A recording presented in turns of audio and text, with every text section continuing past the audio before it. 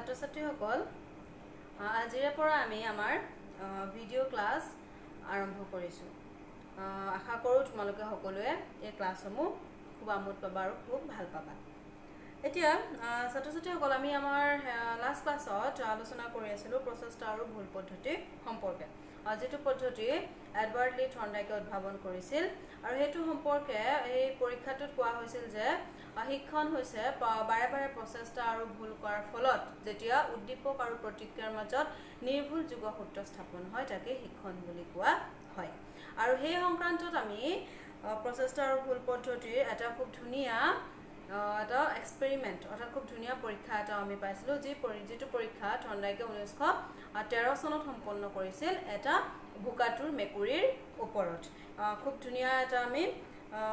পৰীক্ষা পাইছিলোঁ আৰু সেই পৰীক্ষাটো আমি পোৱাৰ পাছত তাত আমি বুজিবলৈ সক্ষম হৈছিলোঁ যে মেকুৰীটোৱে কি ধৰণে খুব ভোক লগা অৱস্থাত তাৰ সন্মুখত খোৱা খাদ্যবস্তুখিনি খাবৰ কাৰণে সি পিঞ্জৰাটোৰ ভিতৰত কেইবাবাৰো যুঁজিছিল, বাৰে বাৰে যুঁজিছিল, কোনোবা এপাকত দুৱাৰখন খোল খাই গৈছিল আৰু মাছখিনি খাবলৈ সক্ষম হৈছিল। আৰু সেই গোটেইটো কামটো সি কেইবাবাৰো যেতিয়া তাক পিঞ্জৰাটোৰ ভিতৰত বাৰে বাৰে ভৰাই দিয়া হৈছিল, একেবাৰে শেষত কি হৈছিল তাৰ অকণো ভুল নোহোৱাকৈ সি পোনে পোনেই পিঞ্জৰাটো খুলিব পাৰিছিল আৰু ডাইৰেক্টলি তাক পিঞ্জৰাটোত ভৰাই দিয়াৰ লগে লগে খুলি সি খোৱা বস্তুখিনি খাবলৈ সক্ষম হৈছিল। আৰু এনেধৰণে আমি বাৰে বাৰে কৰি থকা প্ৰচেষ্টাৰ ফলত প্ৰথম অৱস্থাত আমি যেতিয়া কিবা এটা কাম কৰোঁ সেই কামৰ ভুলৰ পৰিমাণ শেষলৈ কমি আহে। অৰ্থাৎ বাৰে বাৰে প্ৰচেষ্টা কৰাৰ ফলত আমাৰ প্ৰথম অৱস্থাত হোৱা ভুলৰ পৰিমাণ কমি একেবাৰে শেষত সেই ভুলটো নাইকিয়া হৈ যায়। সেইখিনি সম্পৰ্কে আমি ইতিমধ্যে পঢ়িলোঁ। এতিয়া আমি চাওঁ আহা আজি যে প্ৰচেষ্টা আৰু ভুল পদ্ধতিৰ বৈশিষ্ট্যসমূহ। অৰ্থাৎ প্ৰচেষ্টা আৰু ভুল পদ্ধতি মানেনো কি আমি যিখিনি বুজি পালোঁ তাৰ পৰা আমি এই বৈশিষ্ট্যখিনি সম্পৰ্কে আলোচনা কৰিব পাৰোঁ। ইয়াত প্ৰথম অৱস্থাত প্ৰথমটো বৈশিষ্ট্যৰ বিষয়ে কৈছে যে এই পদ্ধতিত প্ৰথম অৱস্থাত ভুলৰ পৰিমাণ বেছি হয়। আমি অলৰেডি পঢ়িছোঁ যে প্ৰচেষ্টা আৰু ভুল পদ্ধতিত কি হয়, যিহেতু নামটোৱে প্ৰচেষ্টা আৰু ভুল পদ্ধতি, গতিকে ইয়াত কি হয় প্ৰথম অৱস্থাত আমি কিবা এটা শিকোঁতে যিটো কাম আমি আগে কেতিয়াও কৰা নাই, সেই কামটো আমি যেতিয়া প্ৰথমবাৰ কৰিবলৈ লওঁ তেতিয়াহ'লে তাত ভুলৰ পৰিমাণ যথেষ্ট পৰিমাণে বেছি হয়। তাৰপিছত এই পদ্ধতিত ভুল প্ৰতিক্ৰিয়া ক্ৰমাগতভাৱে কমি অহাৰ লগে লগে প্ৰাৰম্ভিক প্ৰচেষ্টাৰ উন্নতি দৃষ্টিগোচৰ হয়। অৰ্থাৎ আমি যেতিয়া বাৰে বাৰে প্ৰচেষ্টা চলাই আছোঁ, ৰিপিট কৰি আছোঁ, পুনৰাবৃত্তি কৰি আছোঁ, তেতিয়াহ'লে কি হ'ব ক্ৰমাগতভাৱে অৰ্থাৎ ক্ৰমাগতভাৱে কি হ'ব আমাৰ প্ৰথম অৱস্থাত হোৱা ভুলৰ পৰিমাণ কমি আহিব। প্ৰথম অৱস্থাত সেই ভুল হৈছিল আৰু তাৰপিছত লাহে লাহে কমি আহিল। তাৰপাছত কৈছে এই প্ৰচেষ্টা যান্ত্ৰিক আৰু উদ্দেশ্যবিহীন, সেয়ে ইয়াত বুদ্ধি প্ৰয়োগৰ স্থান কম। চোৱা এই প্ৰচেষ্টাত একেবাৰে যান্ত্ৰিক বা উদ্দেশ্যবিহীন, অৰ্থাৎ আমি এইটো কৰিলে যে এইটো হ'বই সেই কথাটো আমি পোনেই বা প্ৰথম অৱস্থাতে আমি অনুধাৱন কৰি ল'ব নোৱাৰোঁ। গতিকে যান্ত্ৰিক আৰু উদ্দেশ্যবিহীন বুলি কৈছে। আৰু ইয়াত কি হৈছে বুদ্ধি প্ৰয়োগৰ স্থান কম। আমি নিজৰ বলহে সাধাৰণতে প্ৰয়োগ কৰা হয়, কিন্তু বুদ্ধি প্ৰয়োগ কৰা নহয়। এতিয়া আমি থৰ্নডাইকে যিটো এক্সপেৰিমেণ্ট কৰিছিল সেইটোৱে যদি চাবলৈ যাওঁ তেতিয়াহ'লে চোৱা মেকুৰীটোৱে কোনোবা এডাল শলখা টানি দিলেই যে দুৱাৰখন খোল খাব সেইটো কথা কিন্তু জনা নাছিল। সি কি কৰিছিল উদ্দেশ্যবিহীনভাৱে আৰু যান্ত্ৰিকভাৱে মাত্ৰ সি পিঞ্জৰাটো যেনি তেনি খুন্দিয়াই ফুৰিছিল। সি যদি তাত বুদ্ধি প্ৰয়োগ কৰিলেহেঁতেন, ইয়াত হয়তো কিবা এটা আছে সেইডাল টানি দিলে দুৱাৰখন খোল খাব, তেতিয়াহ'লে সি হয়তো প্ৰথমবাৰতে সোমোৱাৰ লগে লগে অকণো কষ্ট নকৰাকৈ সি খোৱা বস্তুখিনি খাবলৈ দুৱাৰখন খুলি ওলাই আহিব পাৰিলেহেঁতেন। কিন্তু যিহেতু প্ৰচেষ্টা আৰু ভুল পদ্ধতিত কি কৰা হয়, সাধাৰণতে জীৱ জন্তু হওক বা মানুহ হওক কি কৰে বুদ্ধি কমকৈ প্ৰয়োগ কৰে, অৰ্থাৎ বুদ্ধি প্ৰয়োগ নকৰাকৈ পোনে পোনে বল প্ৰয়োগ কৰি কামটো কৰিবলৈ যত্ন কৰে। গতিকে এইটো হৈছে উদ্দেশ্যবিহীন এটা প্ৰক্ৰিয়া। ঠিক আছে। তাৰপাছত ব্যক্তিৰ আচৰণৰ ক্ৰমোন্নতি এই পদ্ধতিত পৰিলক্ষিত হয়। ব্যক্তিৰ আচৰণৰ ক্ৰমোন্নতি মানে প্ৰথম অৱস্থাত হোৱা ভুলখিনি ক্ৰমান্বয়ে কমি আহে আৰু তেওঁৰ আচৰণৰ উন্নতি হৈ যায়। গতিকে ইয়াক ব্যক্তিৰ আচৰণৰ ক্ৰমোন্নতি লাহে লাহে হোৱা দেখা যায়, ক্ৰমান্বয়ে উন্নতি হোৱা দেখা যায়। তাৰপাছত এই পদ্ধতি শিকন এক নিম্ন পৰ্যায়ৰ পদ্ধতি বুলিহে গণ্য কৰা হয়। এতিয়া চোৱা প্ৰচেষ্টা আৰু ভুল পদ্ধতিক একেবাৰে নিম্ন পৰ্যায়ৰ শিক্ষণ পদ্ধতি বুলি কোৱা হয়, যিহেতু ইয়াত আমি কি কৰোঁ আমাৰ বুদ্ধি বা বুদ্ধাংকৰ প্ৰয়োগ নকৰোঁ। আমাৰ নিজৰ মগজু যিহেতু আমি নখটাওঁ বা বুদ্ধি প্ৰয়োগ আমি নকৰোঁ, কেৱল বল প্ৰয়োগ কৰি বা ফিজিকেলি আমি শাৰীৰিকভাৱে কিছুমান কাম কৰি উদ্দেশ্যবিহীনভাৱে আমি শিকিবলৈ যত্ন কৰোঁ, সেয়েহে ইয়াক নিম্ন পৰ্যায়ৰ শিকণ বুলি কোৱা হয়। কেতিয়াবা হয়তো আহিব পাৰে প্ৰচেষ্টা আৰু ভুল পদ্ধতি কিয় নিম্ন পৰ্যায়ৰ শিকন বুলি কোৱা হয় তেতিয়াহ'লে তোমালোকে এইখিনি কথা অলপ জানি থ'ব লাগিব তাৰ পাছত হেকত দিছে এই পদ্ধতি কোন শিশুৰ বাবেহে বেছি উপযোগী সাধাৰণতে সৰু ল'ৰা ছোৱালী কি কৰে সৰু শিশুবিলাকে নিজৰ বুদ্ধি খটাব নাজানে বা বুদ্ধি প্ৰয়োগ কৰিব নোৱাৰে সেই গতিকে কি হৈছে এই পদ্ধতি সাধাৰণতে কি কৰা হৈছে কোন শিশুসকলৰ বাবেহে উপযোগী যিয়ে নিজৰ বুদ্ধি প্ৰয়োগ নকৰাকৈ কেৱল যেনি তেনি যিটি কাম কৰি কিবা এটা শিকিবলৈ চেষ্টা কৰে গতিকে এইকেইটাই হৈছে প্ৰচেষ্টা আৰু ভুল পদ্ধতিৰ বৈশিষ্ট্য যেহেতু পদ্ধতিটো সম্পৰ্কে তোমালোকে বুজিব পাৰিছাই গতিকে বৈশিষ্ট্যসমূহ তোমালোকে খুব ধুনীয়াকৈ বুজিব পাৰিবা আৰু যদিহে প্ৰশ্নত আহে তেতিয়াহ'লে তোমালোকে বৈশিষ্ট্যসমূহ লিখোঁতে প্ৰথমে এটা হেডিং দিবা তাৰপিছত 2 লাইন বা 3 লাইনত ইলাবৰেট কৰিবা বা ব্যাখ্যা কৰিবা এতিয়া এইখিনি হোৱাৰ পাছত আমি নেক্সটত চাওঁ আহা ইয়াৰ পাছত শিক্ষাৰ ক্ষেত্ৰত প্ৰচেষ্টা আৰু ভুল পদ্ধতিৰ গুৰুত্ব বা তাৎপৰ্য অৰ্থাৎ প্ৰচেষ্টা আৰু ভুল পদ্ধতিৰ শৈক্ষিক তাৎপৰ্য বা গুৰুত্ব প্ৰচেষ্টা আৰু ভুল পদ্ধতিৰ শৈক্ষিক তাৎপৰ্য মানে শিক্ষাৰ ক্ষেত্ৰত আমি প্ৰচেষ্টা আৰু ভুল পদ্ধতি কি ধৰণে প্ৰয়োগ কৰিব পাৰোঁ বা শিক্ষাৰ ক্ষেত্ৰত প্ৰয়োগ কৰিলে কোন ক্ষেত্ৰত লাভান্বিত হ'ব পাৰে কাৰ লোকচান হ'ব পাৰে বা কাৰ ক্ষেত্ৰত প্ৰয়োগ কৰিব পাৰি সেইটোৱে হৈছে প্ৰচেষ্টা আৰু ভুল পদ্ধতিৰ শৈক্ষিক তাৎপৰ্য মুঠতে তোমালোকে শৈক্ষিক তাৎপৰ্য বা গুৰুত্ব বুলি ক'লে বুজি ল'বা যে শিক্ষাৰ ক্ষেত্ৰত কি ধৰণে প্ৰয়োগ কৰিব পৰা যায় এতিয়া আমাৰ দিয়া আছে ইয়াত কিতাপত যে প্ৰচেষ্টা আৰু ভুল পদ্ধতি সাধাৰণতে শিক্ষাৰ ক্ষেত্ৰত যথেষ্ট পৰিমাণে প্ৰয়োগ কৰাৰ থল আছে বিশেষকৈ কোন শিশুসকলৰ বাবে প্ৰচেষ্টা আৰু ভুল পদ্ধতি আমি প্ৰয়োগৰ জৰিয়তে শিকাব পাৰোঁ কোনখিনি ক্ষেত্ৰত শিকাব পাৰোঁ চোৱা যেনে আমি অংক কৰোৱাৰ ক্ষেত্ৰত প্ৰচেষ্টা আৰু ভুল পদ্ধতি প্ৰয়োগ কৰা হয় তাতকৈ আগত কি কৰা হয় যেতিয়া নেউতা মুখস্থ কৰোৱা হয় যেতিয়া সৰু শিশুসকলক নেউতা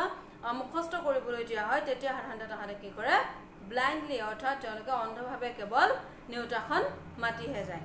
কি পূৰণ কৰিলে কি হ'ব কি যোগ কৰিলে কি হ'ব সেইখিনি তেওঁলোকে বুদ্ধি নখটুৱায় কেৱল তেওঁলোকক মুখস্থ কৰিবলৈ দিয়া হয় বাবে কেৱল মুখস্থহে কৰি যায় গতিকে সেই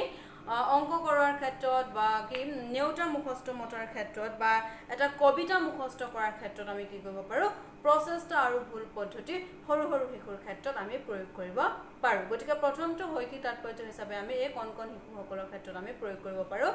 নেউতা অংক কবিতা আদি মুখস্থ কৰাৰ ক্ষেত্ৰত তাৰ পাছত কি হৈছে চোৱা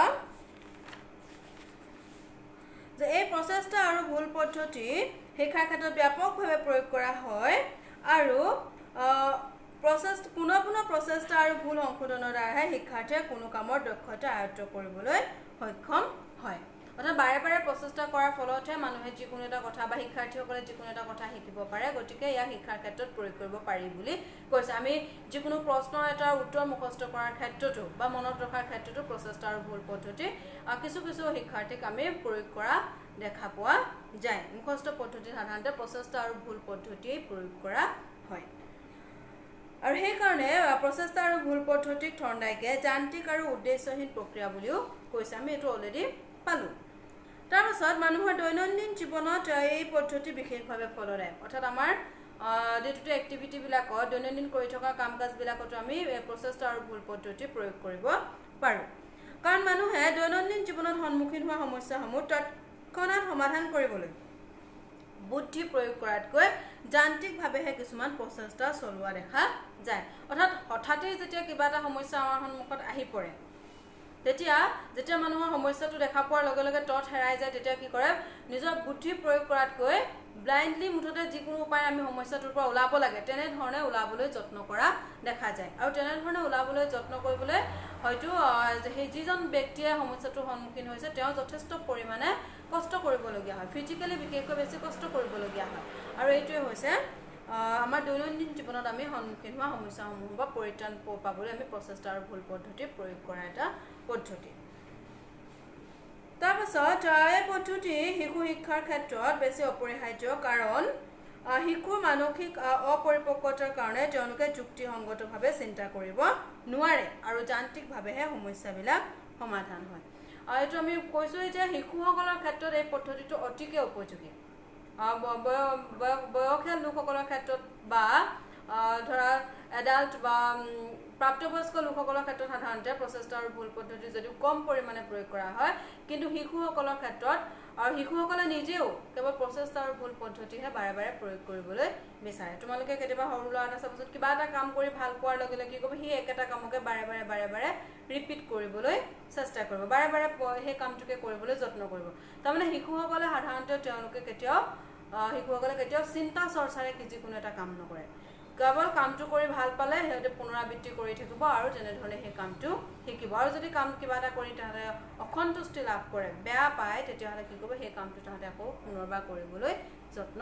নকৰে গতিকে এনেধৰণে প্ৰচেষ্টা আৰু ভুল পদ্ধতি আমাৰ শিক্ষাৰ ক্ষেত্ৰত যথেষ্ট পৰিমাণে গুৰুত্ব আছে প্ৰচেষ্টা আৰু ভুল পদ্ধতিৰ যেটো শৈক্ষিক গুৰুত্বখিনি ইমানখিনিয়ে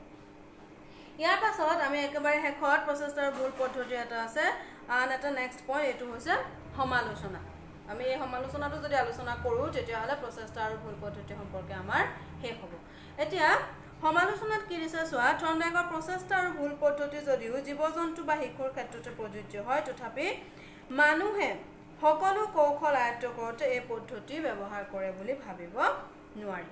জীৱ-জন্তুৰ ক্ষেত্ৰতো কেৱল প্ৰচেষ্টা আৰু ভুল পদ্ধতি সাধাৰণতে প্ৰয়োগ কৰা হয় আৰু সৰু শিশুবিলাকৰ ক্ষেত্ৰত প্ৰচেষ্টা আৰু ভুল পদ্ধতি প্ৰয়োগ কৰা হয় কিন্তু আমি যদিও শিশুসকলৰ ক্ষেত্ৰত প্ৰয়োগ কৰা হয় বুলি কৈছে তথাপি আমি জীৱনৰ প্ৰতিটো ক্ষেত্ৰতে কিন্তু প্ৰচেষ্টা আৰু ভুল পদ্ধতি প্ৰয়োগ কৰিব নোৱাৰোঁ অৰ্থাৎ প্ৰচেষ্টা আৰু ভুল পদ্ধতি একেবাৰে নিম্ন পৰ্যায়ৰ এটা শিক্ষণ পদ্ধতি গতিকে মানুহৰ ক্ষেত্ৰত ই খুব বেছি পৰিমাণে ই গুৰুত্বপূৰ্ণ এটা শিক্ষণ পদ্ধতি নহয় যদিও কিছু ক্ষেত্ৰত আমি প্ৰয়োগ কৰিব পাৰোঁ এই পদ্ধতিৰ মূল তাৎপৰ্য হৈছে নিজৰ চেষ্টাৰে শিকা কিন্তু মানুহে বিশেষকৈ বিচাৰ বুদ্ধি চিন্তা শক্তি যুক্তি আদি ব্যৱহাৰ কৰিহে শিকিব বিচাৰে এতিয়া আমি অলৰেডি পঢ়িছোঁ যে প্ৰচেষ্টা ভুল পদ্ধতি কেনেধৰণে আমি শিকিছোঁ বাৰে বাৰে আমি চেষ্টা কৰিছোঁ চেষ্টা কৰাৰ ফলত কোনোবা এটা সময়ত আমি ছাকচেছ হৈছোঁ সফল হৈছোঁ আৰু তেতিয়া আমি গম পাইছোঁ যে এনেকৈ আমি কামটো কৰিব লাগে অৰ্থাৎ বাৰে বাৰে কৰা প্ৰচেষ্টাৰ ফলতহে আমি শিকিছোঁ কিন্তু সাধাৰণতে মানুহ হিচাপে এটা উচ্চস্তৰীয় প্ৰাণী হিচাপে আমি কি কৰোঁ যেতিয়া আমি ডাঙৰ হৈ যাওঁ প্ৰাপ্তবয়স্ক হৈ যাওঁ তেতিয়াহ'লে আমি সাধাৰণতে যিখিনি কাম কৰোঁ সদায় আমাৰ বিচাৰ বুদ্ধি প্ৰয়োগ কৰিহে কৰোঁ তাৰপাছত এইটো যিহেতু যান্ত্ৰিক গতিকে এই পদ্ধতিৰ যোগেদি সময় আৰু শক্তিৰ যথেষ্ট অপচয় হয় আৰু প্ৰতিভাশালী শিশুৰ ক্ষেত্ৰত বাধাৰ সৃষ্টি কৰিব পাৰে এইটো এটা নিৰ্দিষ্ট কথা বা গুৰুত্বপূৰ্ণ কথা প্ৰচেষ্টা আৰু ভুল পদ্ধতিত যথেষ্ট সময়ৰ প্ৰয়োজন হয় আৰু যেহেতু বাৰে বাৰে আমি এবাৰ প্ৰচেষ্টা কৰিলে আমি ফেইল হ'লোঁ আকৌ প্ৰচেষ্টা কৰিলোঁ আকৌ ফেইল হ'লোঁ এনেধৰণে কৰি থাকোঁতে আমাৰ নিজৰ শাৰীৰিক আৰু মানসিক কষ্ট যথেষ্ট পৰিমাণে হয় তাৰ লগতে যথেষ্ট সময়ৰ নষ্ট হয় আৰু শেষত কৈছে শাৰীৰিক যিখিনি প্ৰতিভাশালী শিশু যিখিনি প্ৰতিভাশালী বা উন্নত পৰ্যায়ৰ মানসিক শক্তি থকা শিশু তেওঁলোকৰ ক্ষেত্ৰত কি হয় বাধাৰ সৃষ্টি হয় অৰ্থাৎ প্ৰতিভাশালী শিশুৱে সদায় নিজৰ বিচাৰ বুদ্ধিৰ দ্বাৰা শিকিব বিচাৰে কিন্তু যদিহে তেওঁলোকৰ প্ৰচেষ্টাৰ ভুল পদ্ধতিৰে শিকাবলৈ যত্ন কৰা হয় তেতিয়াহ'লে তাহাঁতে হয়তো শিকা বিষয়টো গুৰুত্বপূৰ্ণভাৱে খুব ভাল ধৰণে ফলপ্ৰসূভাৱে আয়ত্ত কৰিব নোৱাৰিবও পাৰে গতিকে এইখিনি হৈছে প্ৰচেষ্টা আৰু ভুল পদ্ধতিৰ সমালোচনা বুলি কোৱাৰ লগে লগে আমি গম পাইছোঁ ইয়াৰ যি বেয়া দিশ সেই বেয়া দিশসমূহ ইয়াত উনুকিয়াই দিয়া হৈছে গতিকে আজিৰ কাৰণে ছাত্ৰ ছাত্ৰীসকল আমি প্ৰচেষ্টা আৰু ভুল পদ্ধতিটো সম্পূৰ্ণৰূপে পঢ়িলোঁ শেষ হৈ গ'ল দুটা ক্লাছত গতিকে তোমালোকে এইখিনি সম্পৰ্কে যিখিনি বুজি পাইছা সেইখিনি ঠিকে আছে আৰু যদিহে কিবা কনফিউজন আছে তেতিয়াহ'লে তোমালোকে মোক কণ্টেক্ট কৰিবলৈ চেষ্টা কৰিবা ধন্যবাদ